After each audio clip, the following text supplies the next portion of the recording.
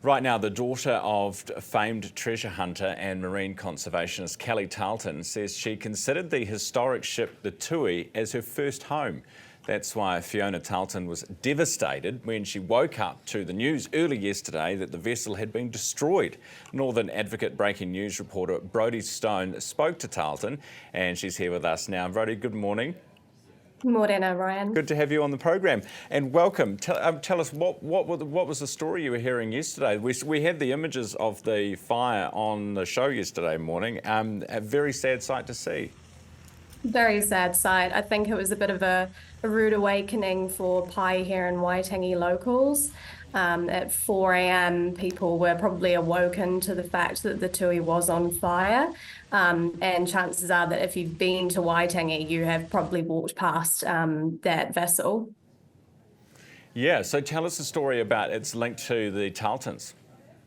Yeah, absolutely. So the ship does have a pretty rich history. It started out as a sort of sugar barge, and then it was used on a hippie commune, but it caught the eye of Kelly Tarleton, and he bought it, I think it was in 1969.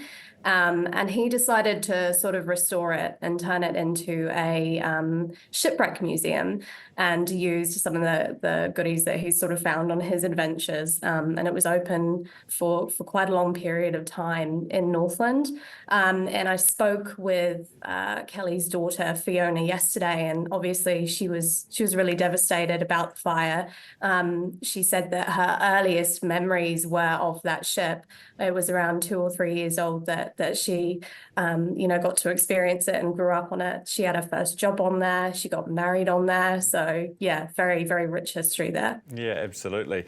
Do we know, or do you know, what's happening, Brodie, with the ship now, the remains? Yeah, so basically what had to happen yesterday, I think it was quite late in the day, was the ship had to be basically demolished because a lot of the pieces would be falling into the moana there.